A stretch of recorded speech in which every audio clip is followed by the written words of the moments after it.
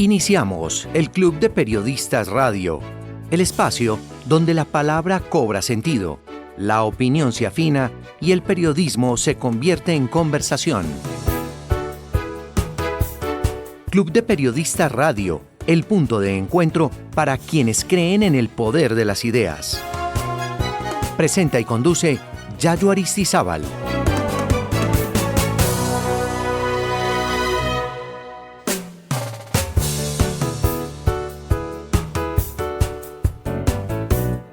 Cordial saludo. Bienvenidos a Club de Periodistas Radio, a través de Caldas FM 96.3. Los saludamos, Yesí López López, Duván Marín Martínez, David Santiago Gómez Mendoza, Augusto León Restrepo Ramírez, Ricardo Gómez de la Roche, Edixon Arango Arango, Jaime Tobón Correa, Alejandro Álvarez Muñoz y Sebastián Restrepo Correa. Club de Periodistas. Periodismo profesional con dignidad.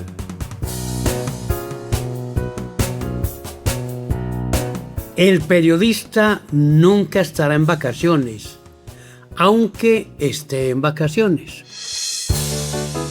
Cartelera.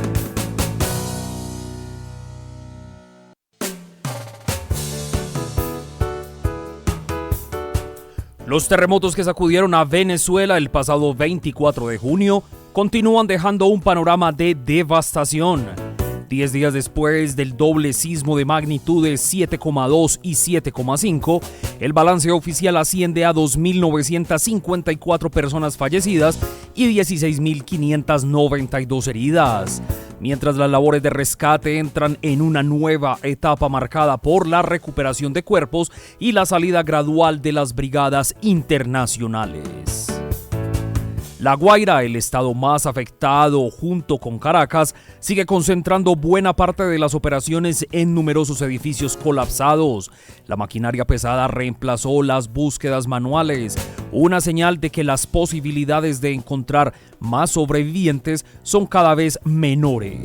La recuperación de cuerpos sustituye las labores de rescate. El artista estadounidense Robert Wieland presentó una demanda por $25 millones contra la FIFA, al asegurar que uno de sus murales más representativos fue cubierto sin autorización como parte de la promoción del Mundial de 2026. La obra fue pintada en 1999 sobre la fachada de un edificio de Dallas, Texas, haciendo parte de un proyecto alrededor de 100 murales sobre la vida marina, y durante años se convirtió en un símbolo de la ciudad gracias a su enorme representación de ballenas. De acuerdo con la demanda, el mural fue recubierto con pintura azul para instalar publicidad oficial de la FIFA relacionada con la Copa del Mundo de 2026. Wieland sostiene que la intervención afectó una creación de alto valor artístico y cultural, además de vulnerar los derechos que protegen la integridad de las obras de arte. El artista afirma que nunca fue consultado ni dio su consentimiento para modificar el mural.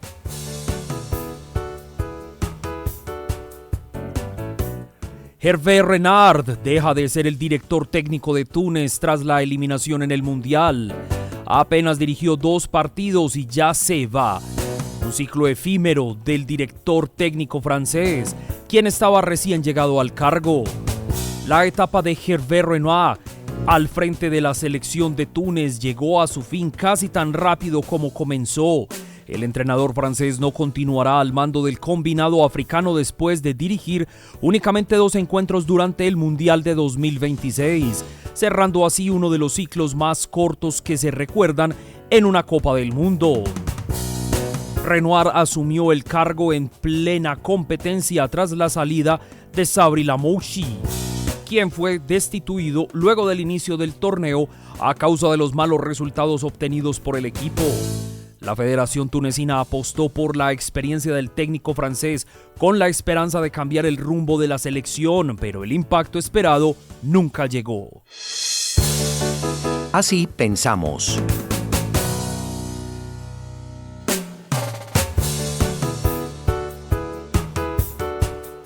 Con motivo de la celebración de uno de sus cumpleaños, el diario El País de España publicó un artículo profundo sobre periodismo del maestro Ryszard Kapuscinski, quien hacía la siguiente observación.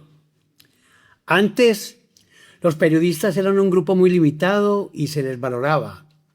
Hoy en día, el panorama de los medios de comunicación ha cambiado drásticamente.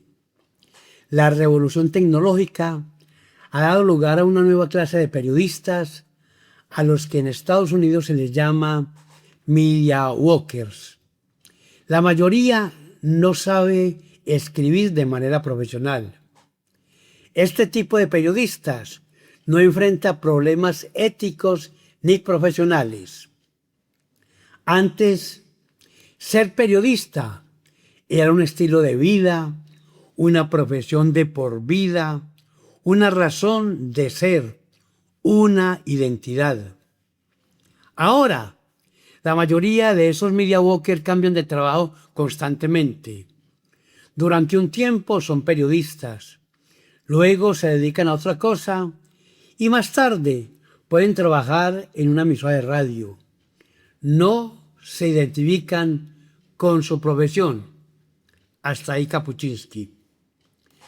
La expresión media worker, que muchos traducirían lógicamente como trabajador de medios, yo de manera libertina e interpretativa lo asocio con el término trabajadores de calle, que es más familiar en nuestro medio.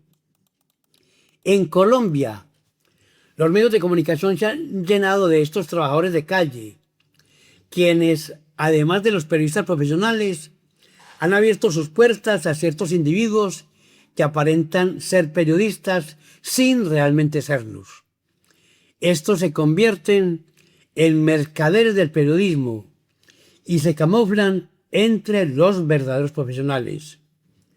Cuando no tienen acceso a medios serios, crean sus propios espacios en la nube, aprovechando la facilidad que ofrece la comunicación digital. No se pierde ninguna rueda de prensa, ya que para ellos, más que la información, lo importante son las relaciones públicas, que aprovechan para establecer contactos. No respetan las conferencias de prensa, asisten a todas independientemente de si son fuentes relevantes para ellos. Las convierten en oportunidades de negocio ofreciendo sus propuestas publicitarias. Siempre hacen preguntas sin importar su relevancia, solo para dejar constancia de su asistencia. Y al llegar al lugar, lo primero que buscan es la hoja para afirmar y confirmar su asistencia. Esta es una práctica que han adoptado algunas entidades públicas. Como ya se consideran periodistas, creen tener el derecho a recibir pautas oficiales de publicidad y piensan que las entidades del Estado están obligadas a proporcionárselas. El funcionario que no lo haga puede encontrarse en problemas con concejales, diputados o congresistas, quienes a menudo se convierten en representantes de estos chupamedias. ¿Cuándo veremos algún ejecutivo del sector público tomando medidas para dar una orden seria a la actividad del periodista profesional, investigando quién es el verdadero periodista, quién tiene derecho a acceder a las ruedas de prensa, a quién se le debe enviar los comunicados y a quiénes se le debe otorgar acreditaciones como periodistas profesionales? Esperemos algún día. El Molino.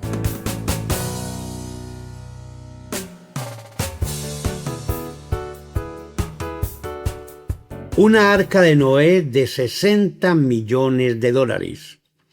En la mira, la doble pensión. Compraventa de libreta militar y presidente electo hace mutis por el foro.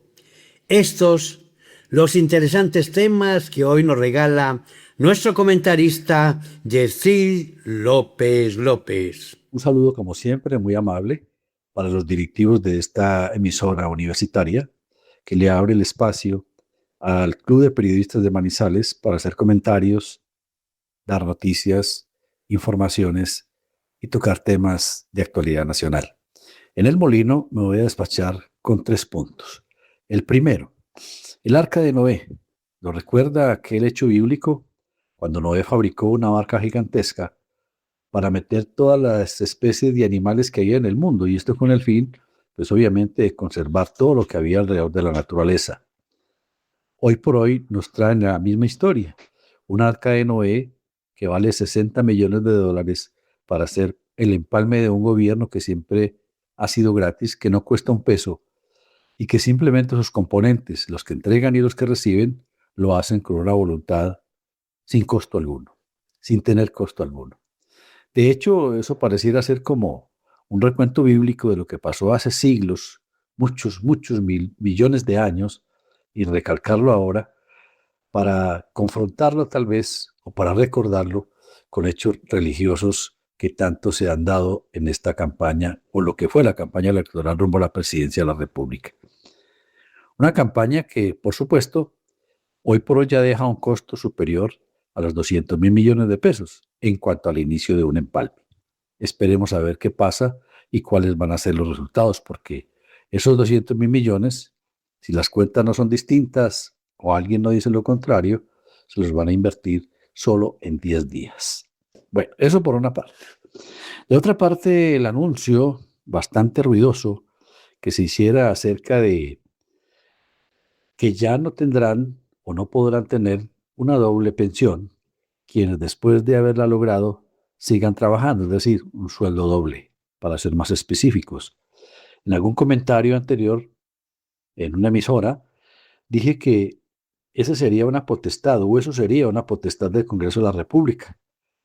Tendrían que reformar o hacer desaparecer la Ley 1821 del 2016, porque fue la que reguló la permanencia, sobre todo de empleados oficiales, en el caso de los maestros, que pudieran trabajar hasta los 70 años. Eso no se hace de la noche a la mañana. Entonces es como lanzar globos para ver qué opina la gente y si esos globos tienen o no tienen la recepción necesaria. Y el otro caso, el tercero, es lo del servicio militar. Resulta que el servicio militar hasta hace algunos años fue obligatorio aquí en Colombia. Pero aparte de que si es legal, es ilegal, que si es conveniente o no es conveniente, ahí se va a comenzar otro negocio. Las libretas militares, sobre todo de los más poderosos, de los dirigentes políticos, partiendo desde consejos, asambleas y congreso, generalmente a los hijos se les compraba la libreta militar y había una cantidad de tramitadores que se dedicaban solo a eso, a sacar libretas militar, negocio que tenían con los distritos correspondientes de cada batallón. Entonces, volver a eso no significa que todo el mundo tenga que pagar el servicio militar. Deben reconsiderarlo de una manera diferente y llamar de esa manera que todos nos vamos a poner las botas como militares. Yo creo que no va a dar el resultado necesario. Además, eso requiere de unos estudios muy bien analizados y sobre todo por lo siguiente. Yo no soy experto en la materia, pero creo y podría asegurarlo que como la población habitacional está invertida, pues los jóvenes ya no son muchos. Sin embargo, los mayores de 50 años son bastantes. Cosas para analizar. Ahora, para terminar, a manera pues de un agregado sobre el comentario, uno está viendo ya con mucha frecuencia salir a responderle a los medios, a responderle a entidades de diferente índole en el país al vicepresidente José Manuel Restrepo, mientras que pareciera ser que el presidente electo, Abelardo de la Espriella, se dedicara a otros quehaceres sin posesionar o sin posicionar su nombre como debe ser, frente a todas las inquietudes y frente a todas las cosas. Creemos que esto podría ser muy delicado porque pareciera ser que va a descansar toda la responsabilidad en el señor José Manuel Restrepo, que entre otras cosas, como vicepresidente en el eje cafetero se espera, por lo menos en Caldas, que dada la relación que tiene con esta región, pues algo se puede hacer durante su mandato, por lo menos buscar que estas regiones, ahora sí del eje cafetero, tengan una representación muy amplia en el gobierno central. Muchas gracias.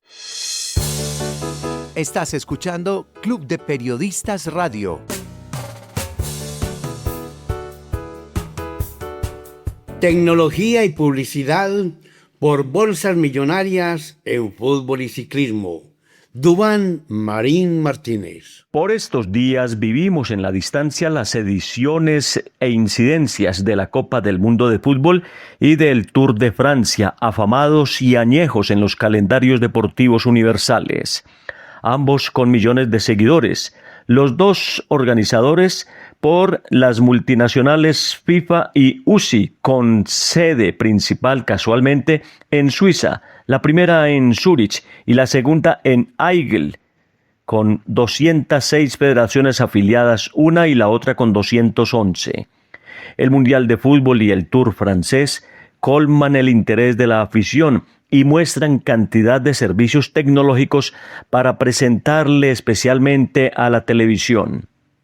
Los recursos en el balompié están en el VAR para determinar desde el complejo electrónico si hubo fuera de lugar, si hubo gol, expulsión, agresión o pena máxima. Otros elementos registran velocidad del balón, tiempo de juego perdido, segundos o minutos de recuperación del esférico, posesión efectiva de la pelota, kilómetros recorridos por los futbolistas y otros detalles. El ciclismo no se queda atrás. El Tour de Francia tiene, como el fútbol, su propia y exclusiva transmisión audiovisual y venden los derechos por cifras incalculables hasta el momento no informadas. Los del pedalismo crecen en la utilización de la sistematización de punta en el kilometraje recorrido, en las velocidades promedio de los deportistas, en la altitud, temperatura, estado del clima, velocidad del viento, diferencia del primero con el último, clasificaciones al instante de varias modalidades dentro de la carrera y múltiples mediciones. Fútbol y ciclismo están en competencia por brindarle a sus seguidores en todos los continentes, en vivo y en directo, todas las incidencias de partidos en escenarios para ver el trato del balón y para vivir de cerca cada pedalazo en las carreteras. En el fútbol, los ídolos están al orden del día, que Messi, Ronaldo, Kane, Lucho, James, Quiñones, Modric, Embolo, Mbappé, Dembélé y centenares. En el ciclismo que Pogačar, Del Toro, Seixas, Vingegaard, Egan, Gaviria, Higuita, Tejada, Rubio, Carapaz y centenares. Lo cierto es que la FIFA y el Tour de Francia, desde la UCI, tienen súper requete millonarios ingresos al aplicar la tecnología en beneficio de la teleaudiencia del mundo y a su vez multiplican las incalculables utilidades y en francos suizos, que es una de las monedas más fuertes del mundo, y ellos viven en Suiza y hoy contratan más ingenieros de sistemas y comunicaciones e ingenieros electrónicos que estadísticos o administrativos de otras áreas. La FIFA cuenta en su sede principal con 800 empleados y por lo menos 5.000 personas han integrado la fuerza laboral de la Copa del Mundo disputada en Canadá, Estados Unidos y México. La UCI, también en Suiza, cuenta con 400 empleados en su sede principal y en el Tour de Francia utilizan por lo menos 4.000 personas debidamente acreditadas. A fútbol, a ciclismo, y tan buenos que los vivimos.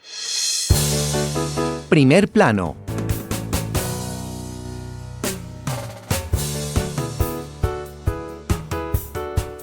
Estamos en Club de Periodistas Radio.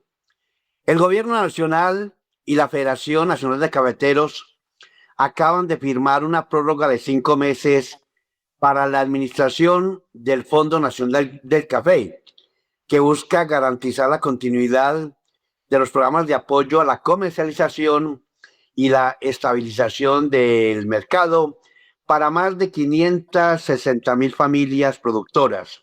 Por eso a esta hora nos acompaña un especialista en el tema, el doctor Roberto Vélez Vallejo, economista, es gerente de la Federación Nacional de Cafeteros.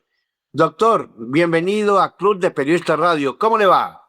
Eduardo, muy buenos días. Es un placer para mí, como siempre, acompañarlos.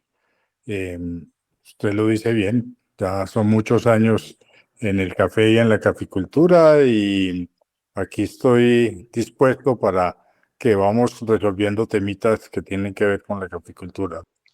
Doctor Roberto Vélez Vallejo, ¿es sana esta prórroga mientras hay convenios con el nuevo presidente? Pues porque el actual piensa diferente. ¿Cuál es su opinión sobre el particular? Sí, un par de cosas, Eduardo. En primer lugar, es sana porque no había habido un trabajo profundo entre el gobierno y la federación en aras de concluir la renovación de ese contrato. ¿A qué me refiero? A mí me tocó, Eduardo, hace 10 años, siendo yo gerente general, la firma del contrato con el gobierno del presidente Santos en ese entonces. Trabajamos duro, casi por 6 meses, con el Ministerio de Hacienda y el Ministerio de Agricultura y llegamos a un documento final que fue el que firmamos el 7 de julio del 2016. Aquí en este momento, pues dada el punto terminal de este gobierno y las apreturas y afugias de final de gobierno, pues no se había hecho ese trabajo y hubiera sido pues menos deseable que se firmara a la rápida algo que no se había discutido a fondo y que no contuviera los puntos esenciales de lo que es esa relación gobierno-federación de cafeteros para los próximos 10 años. Entonces, si uno lo mira desde ese punto de vista, claro que es sano que le dejemos al próximo gobierno que de un trabajo profundo con la federación salga este nuevo contrato para el acontecer cafetero en Colombia, de la política cafetera para los próximos 10 años, teniendo una ventaja enorme, Eduardo, y es el hecho que el vicepresidente de la República, el doctor José Manuel Restrepo, conoce perfectamente la dinámica de esta relación, toda vez que fue miembro del Comité Nacional de Cafeteros en su calidad primero de ministro de Comercio y después de ministro de Hacienda. Será pues muy sensato discutir con él y con el ministro de Hacienda, que además fue integrante de un gremio, el contrato que debe regir el devenir cafetero para los próximos 10 años. Doctor Roberto Vélez Vallejo, usted que conoce bien el tema, que lo firmó hace 10 años, ¿qué observación tiene a lo actual y en qué se puede mejorar? Yo, por ejemplo, tengo 3 temas, pero usted es un profundo conocedor. El de la protección de recursos para fiscales, la garantía de compra y asistencia técnica y mesas de negociación. Pero en general, ¿usted qué piensa sobre lo que puede ser el nuevo convenio? Mire, Eduardo, acordémonos pues que este convenio lo que hace es reglar la relación gobierno-federación en el manejo del fondo. Mediante ese gobierno, mediante ese contrato, el gobierno le entrega a la federación el manejo de los recursos para fiscales de la contribución cafetera y se acuerda en el Comité Nacional, que es donde asisten el ministro de Hacienda, ministro de Agricultura, ministro de Comercio, jefe de Planeación Nacional por parte del gobierno y los integrantes de los miembros de los comités departamentales, la política cafetera a seguir. Allí hay que estar claros, pues, de que al fondo hay que seguirle dando la capacidad para poder apalancar los 4 bienes públicos que le entrega el Fondo Nacional a los caficultores. El primero, usted lo mencionó perfectamente, la garantía de compra. Esa hay que seguir trabajándola, hay que seguir estando allí. El segundo, todo lo que tiene que ver con la investigación y desarrollo, el trabajo que hace Cenicafé, que es ejemplar, que es el modelo mundial en investigación cafetera. Tercero, el servicio de extensión, que es el acompañamiento que hace la Federación a los caficultores, con más de 1.500 extensionistas alrededor de todo el país, en donde se están enseñando los nuevos métodos, las nuevas normas, los nuevos esquemas, se está acompañando a los productores. Y por último, la promoción y la publicidad, que le ha sido tan provechosa al café de Colombia en el mundo entero. Yo cada vez, Eduardo, le cuento que pienso cuando ahora en el Mundial de Fútbol y todos los comentaristas internacionales dicen, hombre, los cafeteros, hombre, sí, el equipo de los cafeteros. Yo pienso, Roberto, algo hizo bien la federación, algo ha hecho bien la federación, porque en el mundo entero el nombre del café colombiano está puesto, pero eso no es gratis, eso tiene unos recursos que hay que apropiar para seguir en ese trabajo. Es decir, ese contrato tiene que contener pues las bases sobre las cuales se van a manejar esos 4 rubros que son los más importantes para el productor de café. Doctor, ¿cómo se discriminan esas 560.000 familias aproximadamente de cafeteros? Porque me imagino que son grupos heterogéneos. Mire, Eduardo, ahí se hace la apropiación de los recursos, se hace de acuerdo a los comités departamentales, pero se hace con una regla que tiene 2 componentes. Uno, el componente de producción. Lógicamente, el departamento que más produce, pues tiene que tener una mayor contribución de parte del Fondo Nacional del Café. Y 2, el número de familias. Ahí hay otro componente que también se le agrega para poder llegar al número final con los cuales se reparte la cuota del Fondo Nacional entre los diferentes departamentos cafeteros. Y hasta el momento más o menos se ha manejado muy bien, digamos, con equidad para todas las familias. Sí, Eduardo, yo diría que sí. Habrá quienes digan que es que hay caficultura más pequeña, que en algunos departamentos hay se necesita más apoyo, que en otros menos. Pero en general, pues uno tiene que tener de alguna manera una regla objetiva con la cual se distribuyan los recursos del fondo. Y esa es la que se ha encontrado. Uno, como le digo, la producción. Y 2, el número de familias cafeteras en cada uno de los departamentos. Bueno, tengo que aprovechar su presencia, doctor, para que hablemos un poquito del panorama. Digamos que este segundo semestre y con los fenómenos climáticos que se están presentando.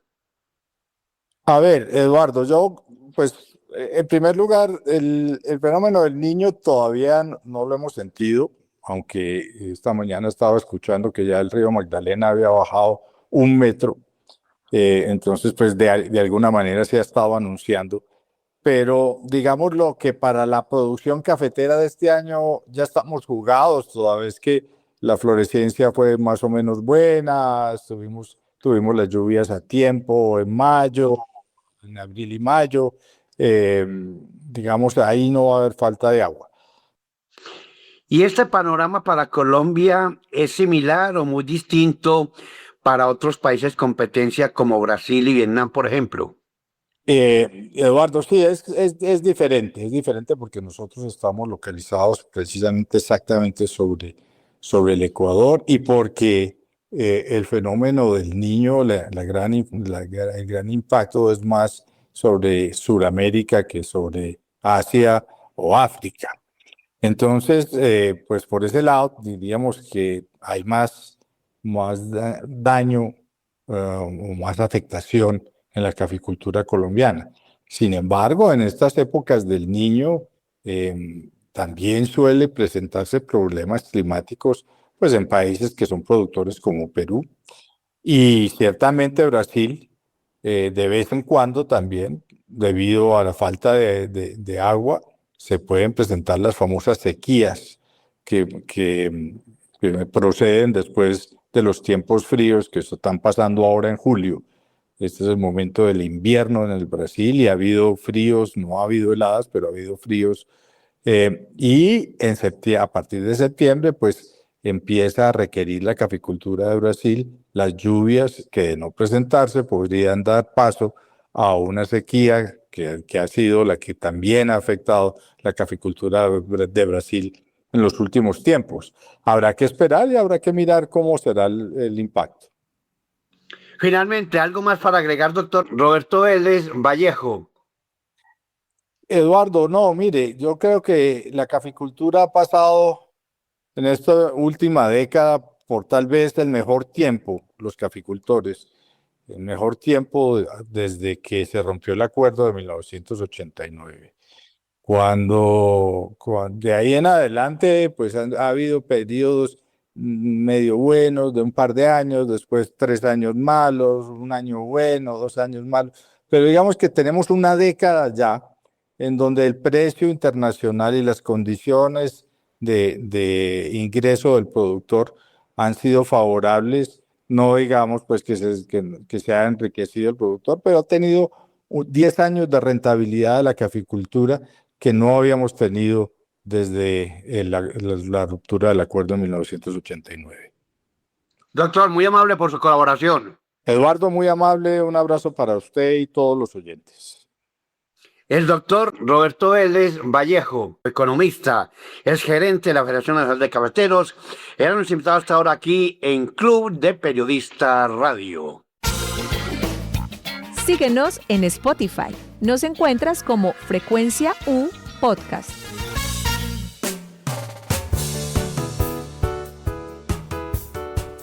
Manizales se destaca en el país por la reducción del desempleo informal. Habla el gerente de Infimanizales, José Fernando Olarte Osorio. Continuamos teniendo muy buenos indicadores relacionados con el empleo en la ciudad. Crece la tasa de ocupación, disminuye la tasa de desocupación. En el trimestre móvil tenemos un 8.2, que es una reducción de cerca de 1.7 puntos con respecto a la misma medición del año anterior, pero es también una reducción con respecto al mes anterior. Quiere decir que estamos teniendo un empleo que se concentra en actividades que generan economía de largo plazo, que generan ingresos para las personas en la ciudad y se demuestra además en la reducción que tenemos en la tasa de informalidad. Por primera vez logramos pasar de una tasa que venía en crecimiento a un decrecimiento en este trimestre, lo que significa que empezamos a tener ya una formalidad en el empleo. Sigue siendo un reto, pero somos la segunda ciudad con mejor formalidad en el país. Estos indicadores demuestran el esfuerzo que viene haciendo la ciudad para acompañar a los empresarios, a los emprendedores, a los generadores de empleo que producen ingresos para los hogares. Somos una ciudad que tiene un empleo sostenible y que las estrategias asociadas al turismo, a la construcción, al desarrollo de infraestructura están dando resultados. Son los alojamientos, los servicios de comida y la construcción los sectores que están favoreciendo esa generación de empleo. Y eso está en línea con las políticas que hemos aplicado para generar productividad en Manizales. Muy buenas noticias que desde Infimanizales acompañamos en el seguimiento a esos indicadores y en la promoción del desarrollo de la ciudad. Al ritmo del deporte.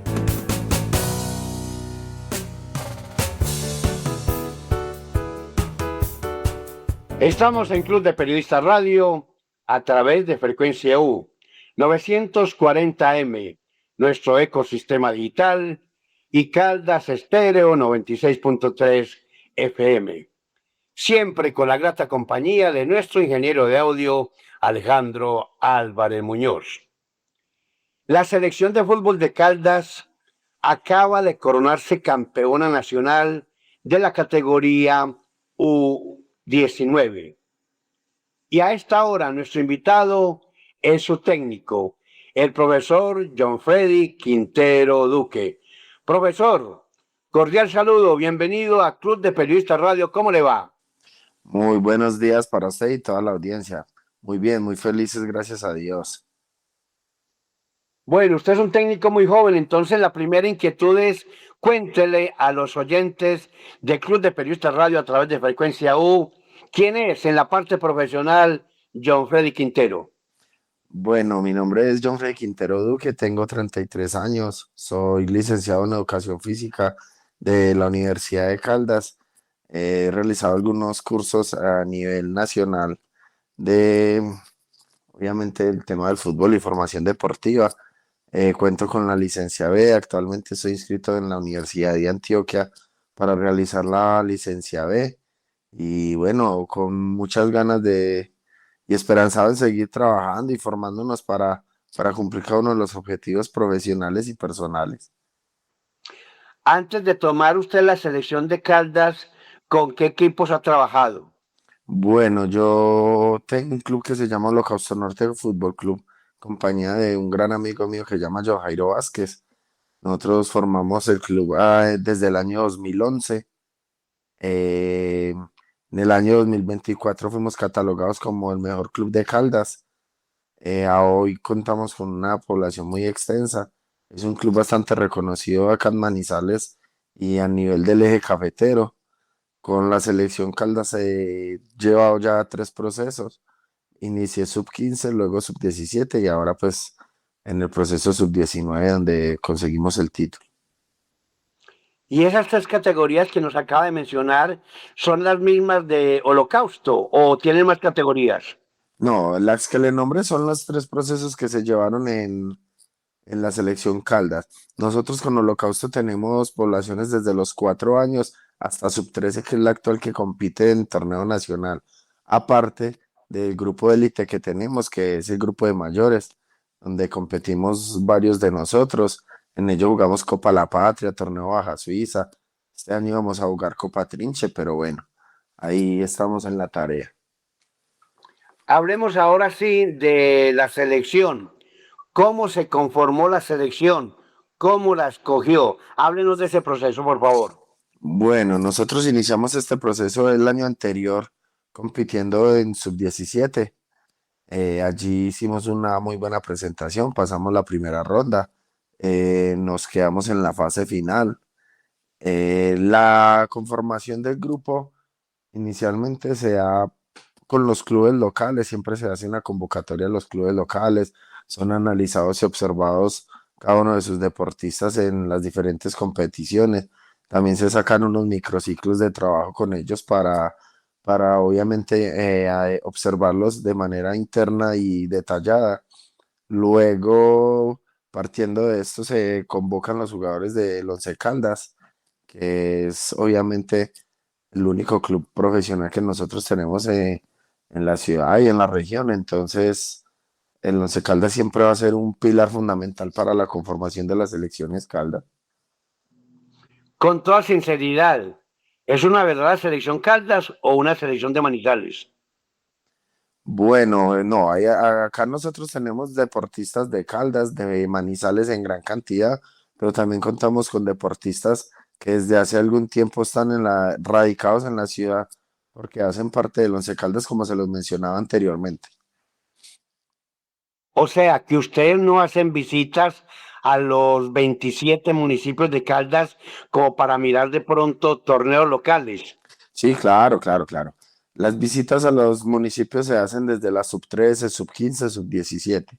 Ya para la categoría sub 19, pues obviamente porque es una edad muy difícil, lo que se hizo fue mantenerse una comunicación con los diferentes líderes y técnicos de los municipios. Allí nosotros contamos con deportistas de Risaralda Caldas, de Supía, de Chinchiná, de Río Sucio. Entonces ahí tenemos una población pues variada desde los diferentes municipios.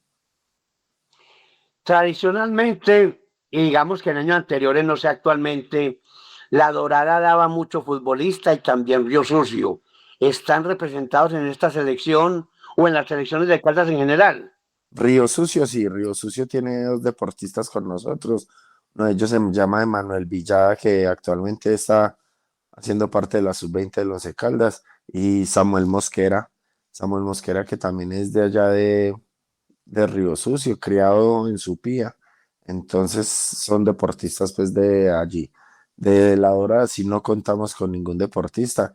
El año anterior en sub 17 contamos con un deportista, pero ya este año no estuvo. Sí, Villa María no tiene. sí, sí, de Villa María también hay. Neira. No, Bueno, usted nos ha mencionado a Luis Manuel Quiñones, quien se quedó viviendo en Manizales después de que jugó en el cuadro Once Caldas, quienes integraban todo el cuerpo técnico del equipo. Tenía un cuerpo, tengo un cuerpo técnico muy capacitado, ídolos. Yo soy una persona que ama profundamente los Once Caldas y para mí contar con ídolos de nuestra amada institución es bastante maravilloso. Como asistente técnico tenía pues al gran Aguilucho Quiñones, tenía como entrenador de delanteros a Carlos La Fiera Gutiérrez, como entrenador de arqueros a nuestro ídolo y gran amigo Juan Carlos Henao, de preparador físico al profesor Martín Quintero y como fisioterapeuta John Jairo Gaitán. Bueno, no, un cuerpo técnico excelente. Y hablemos un poquito ya del torneo, los partidos, cómo los vio y sobre todo cuéntenos de las facilidades que le dieron a usted para estar con los jugadores, si se concentraban o simplemente salían de sus casas a la cancha, ¿cómo era? Bueno, nosotros inicialmente fuimos a la primera fase de la ciudad de Bogotá. Allí competimos contra las selecciones de Cundinamarca, Bogotá, Boyacá, Valle y nosotros, y Huila, perdón. Huila y nosotros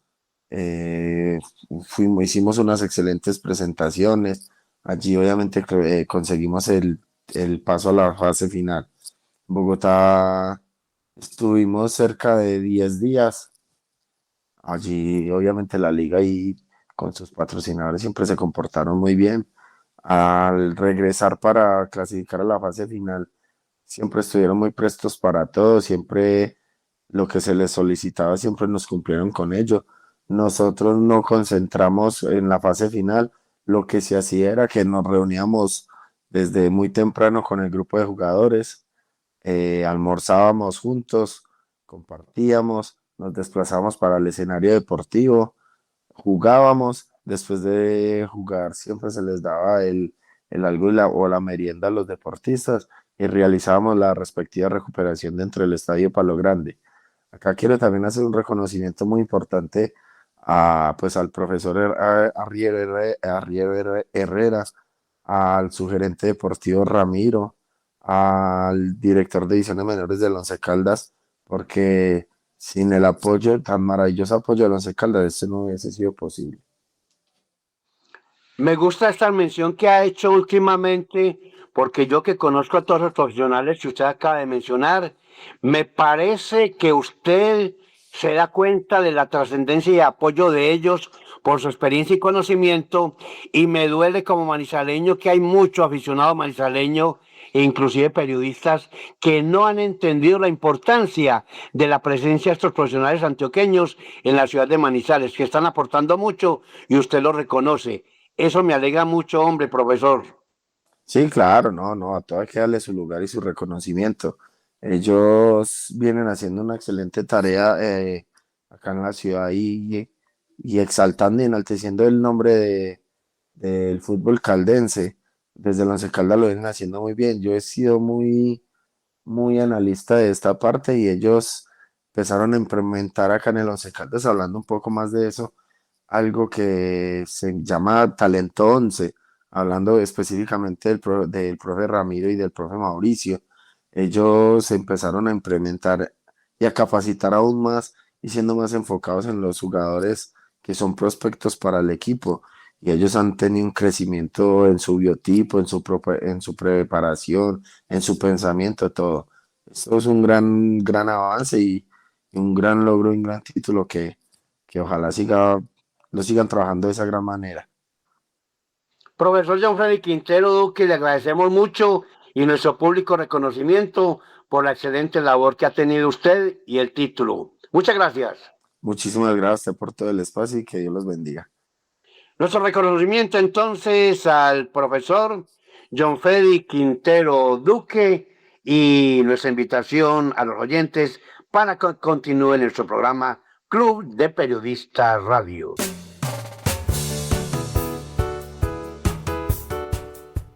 Con cerca de 15.000 desembolsos, el Banco Distrital de Medellín consolida su línea de nanocréditos. Estos créditos oscilan entre 50.000 y 500.000 pesos, con una tasa de 0.91%. María Fernanda Galeano Rojo, secretaria de Desarrollo Económico de Medellín. Un saludo muy cordial para los oyentes del Club de Periodistas Radio. Un gusto contarles los resultados de nuestra línea de crédito Redes Vecinales Nanocréditos Digital. Estamos desde La Candelaria, el Centro de Emprendimiento de Empleo en el centro de nuestra ciudad, contándoles que venimos muy bien en la colocación de Nanocréditos Express. Esta es una apuesta de nuestro alcalde Federico Gutiérrez desde el Banco Distrital de Medellín para seguir combatiendo el gota a gota en nuestra ciudad. Son créditos pequeños, ágiles, rápidos, seguros, y lo que buscamos es con legalidad, con estrategias de acompañamiento, atacar ese gota a gota en nuestra ciudad, mientras que al mismo tiempo seguimos impulsando los pequeños negocios de Medellín. Esa es la apuesta que tenemos como administración distrital en cabeza de nuestro alcalde Federico Gutiérrez, y buscamos a través de el acompañamiento de nuestro operador Monet que muchas más personas en Medellín se puedan beneficiar. Llevamos ya casi 15.000 créditos, pero tenemos la expectativa de poder llegar a 50.000 o muchos más si la gente de Medellín se anima. Esta es una opción que tenemos, es digital, pueden ingresar a través de la página de la Alcaldía de Medellín, también a través de la página de Monet, que es el operador, para que rápidamente puedan acceder. Estamos hablando de 5 horas para se toma el desembolso, y esto nos permite poder solucionar esas necesidades del día a día de nuestros emprendedores. Desde el corredor polaco.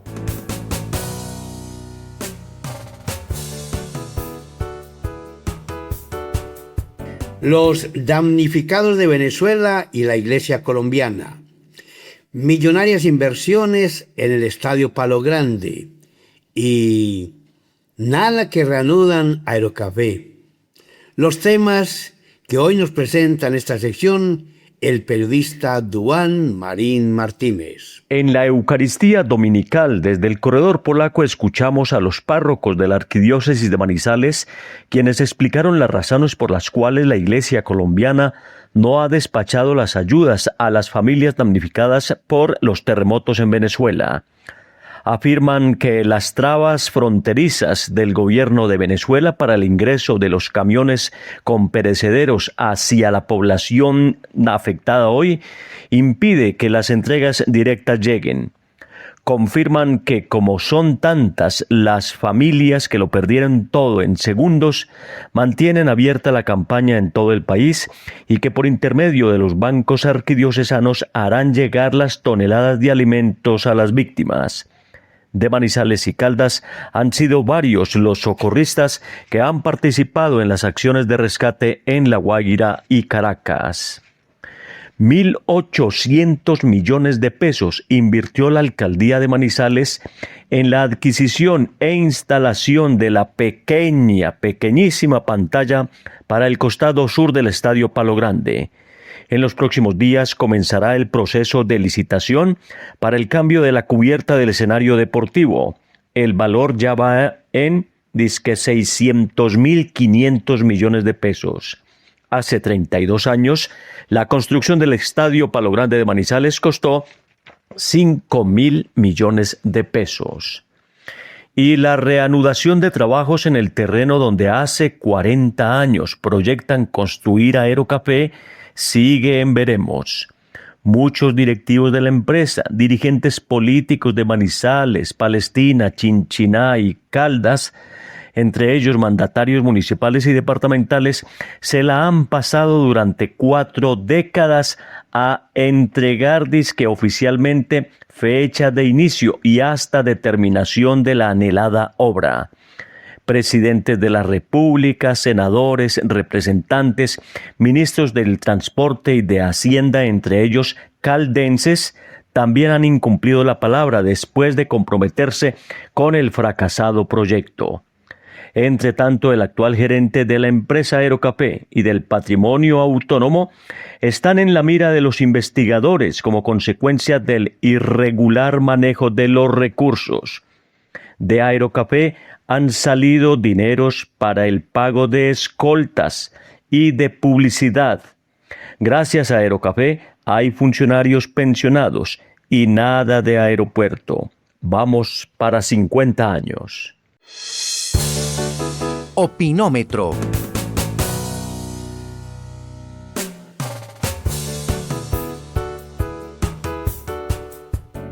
En los estadios del Mundial de Fútbol, donde cada gesto se amplifica y cada detalle se convierte en símbolo, ha surgido una nueva moda: las vendas en los brazos de algunos futbolistas. No son heridas que cubrir, ni músculos que proteger. No responden a necesidad médica ni a exigencia física. Son simplemente adornos, caprichos que se exhiben como si fueran insignias de estilo, como si el campo de juego se hubiera transformado en pasarela. El fútbol, que nació como pasión genuina y esfuerzo colectivo, se ve ahora atravesado por estas pequeñas vanidades. Las vendas blancas o de colores no sostienen tendones ni alivian dolores, sostienen la imagen, alimentan la moda, buscan diferenciar al jugador en un escenario donde la cámara lo observa todo.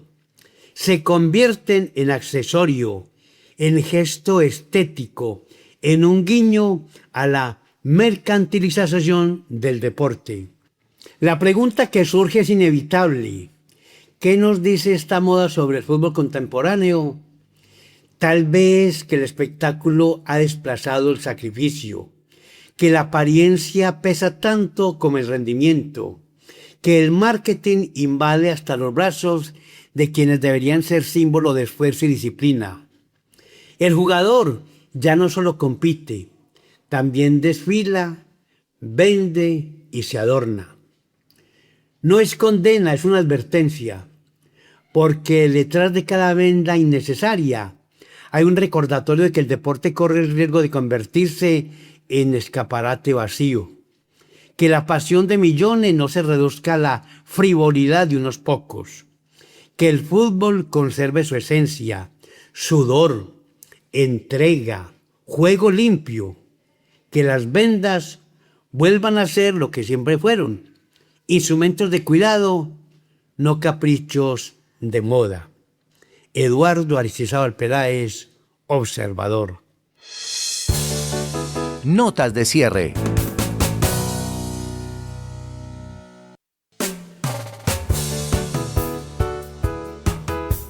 Nubank, fundado por el empresario colombiano David Vélez, continúa fortaleciendo su posición en el sistema financiero de Brasil. De acuerdo con la más reciente investigación, la plataforma de servicios financieros digitales fue la principal institución financiera para millones de brasileños y lideró este indicador en los 17 estados analizados, donde cerca del 30% de la población la eligió para concentrar su salario, pagos y otros productos financieros.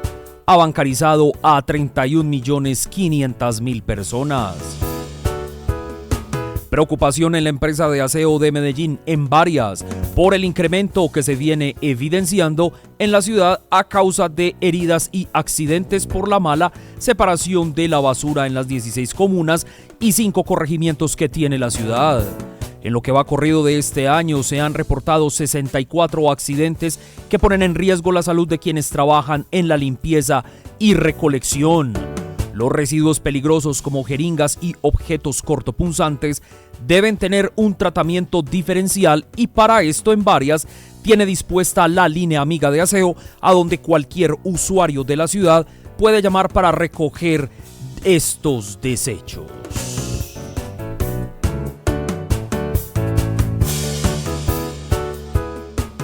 Llegamos hacia el final de Club de Periodistas Radio, a través de Caldas FM 96.3, con Yesid López, Duván Marín Martínez, David Santiago Gómez Mendoza, Augusto León Restrepo Ramírez, Ricardo Gómez de la Roche, Erickson Arango Arango, Jaime Tobón Correa, Alejandro Álvarez Muñoz y Sebastián Restrepo Correa. Club de Periodistas, periodismo profesional con dignidad. Dios mediante, la próxima semana estaremos de nuevo con ustedes. Que tengan Un resto de día muy feliz. Hasta pronto.